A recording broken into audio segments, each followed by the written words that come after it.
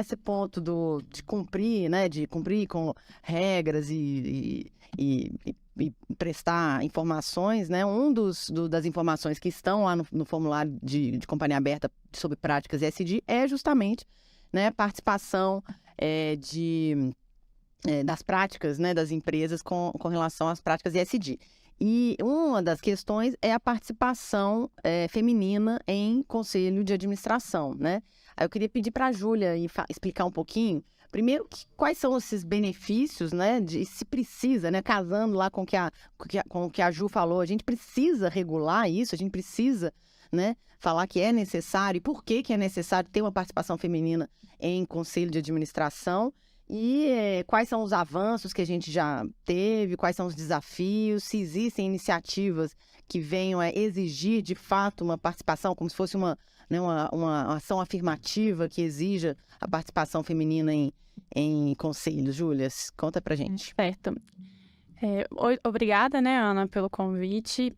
Esse artigo eu escrevi em conjunto com a Larissa, que é do nosso time societário também, no Azevedo 7. Esse é um tema que vem sendo discutido nos últimos anos, ele tem estado muito em pauta, né, muito em discussão, e é muito interessante para a gente, porque quando a gente para olhar historicamente, a gente vê essa desigualdade, né, que existe entre os homens e as mulheres, a participação das mulheres na liderança, isso é muito marcante. E apesar dos dados que a gente colocou no artigo serem bem atuais, a preocupação com esse tema é tão grande que notícias vêm sendo divulgadas a todo tempo. Então, a gente publicou ali um artigo que a gente falava de alguns dados. Agora, em março, a gente já teve uma pesquisa do IBGC falando dados mais atualizados. Então, o que a gente tem, mais ou menos?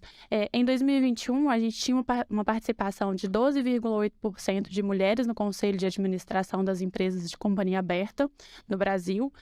Em 2022, esse percentual passou para 14,3%. E agora, em março de 2023, que é essa pesquisa mais recente, divulgada pela IBGC, ele passou para 15,2%. É legal, é muito bacana, a gente percebe uma evolução singela, lenta, mas está muito longe se a gente for parar para pensar na quantidade de mulheres que a gente tem e para a quantidade de mulheres que ocupam esse tipo de cargo. Então, a gente ainda tem muito para avançar, muito para correr atrás, né? E aí entra um pouco do que as meninas falaram sobre políticas.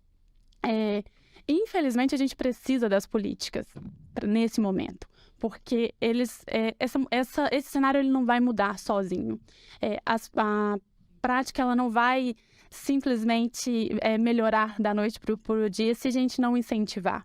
Então, a gente até tem um projeto de lei que é da deputada Tabata do Amaral, que é de 2021, está em tramitação no Congresso e está meio parado ali, que ela propôs a reserva, né, obrigatória de vagas de pelo menos 40% dos conselhos de administração das empresas de capital aberto para mulheres.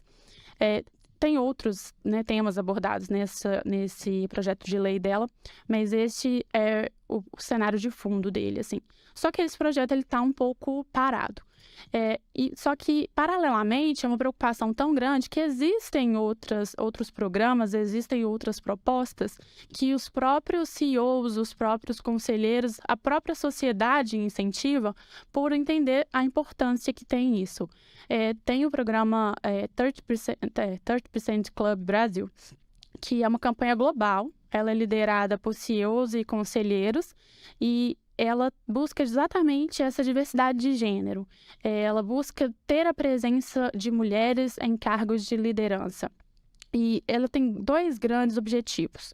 O primeiro é extinguir todos os conselhos do novo mercado que são formados unicamente por homens.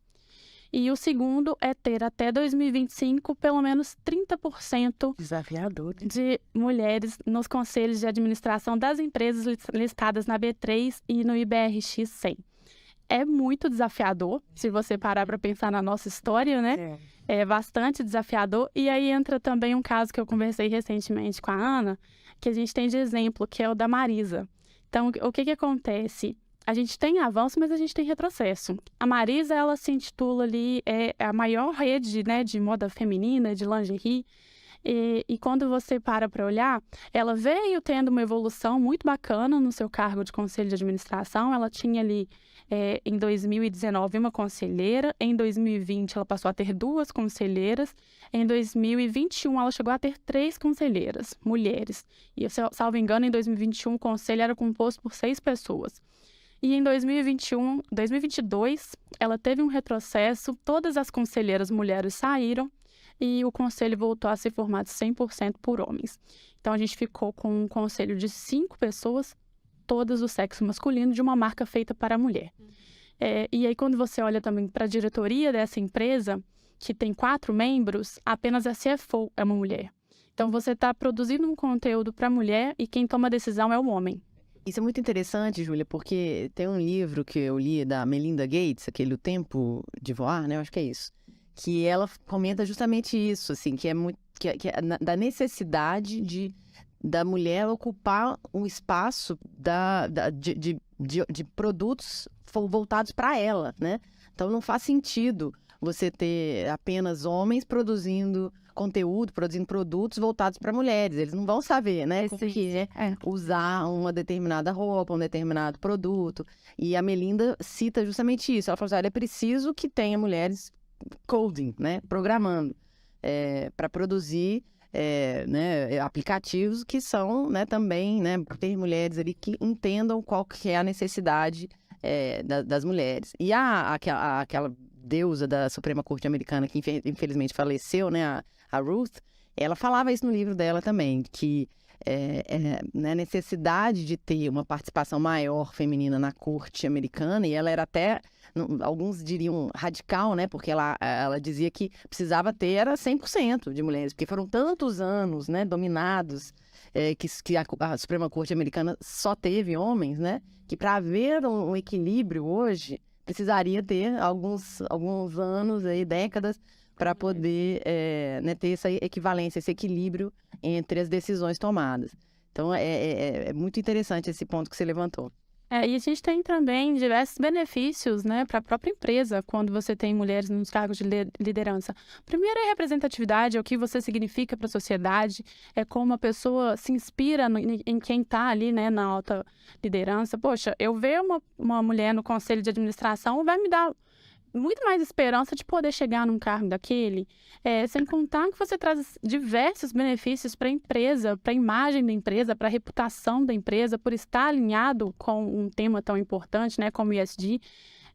Você traz uma melhora nas decisões dos conselhos de administração, porque você tem pensamentos diferentes, você tem perspectivas diferentes e você, consequentemente, consegue melhorar suas decisões, consegue ter decisões mais inovadoras, posturas mais inovadoras, né?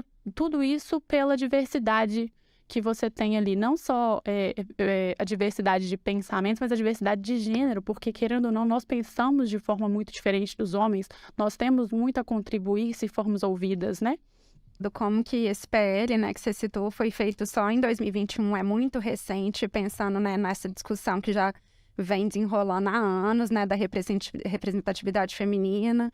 Enfim, isso me surpreende muito de ser uma coisa que veio só agora, né? Assim, Ele é muito de ser, né, questão de política pública mesmo e desses projetos, assim. Ele é muito recente e, pelo que a gente está vendo, ele não está sendo valorizado. Pois porque não está em contas, ele é de 2021 e está parado. E aí a gente cai numa outra situação que é política, né? Ele é um projeto de lei, né? A Câmara majoritariamente é composta, né, de homens. Até existe, né? Existe um sistema aí de mínimo, né, para estimular a participação feminina, a gente sabe que é irrisório, né? Então. Mas assim, é por isso que existem outros programas, né? Existem programas da B3, existe esse programa que eu mencionei, porque aí é a sociedade cobrando, porque é importante para a sociedade, então a sociedade entende e cobra. Se a gente não vai ter uma política efetiva, né, a gente vai ter de outra forma.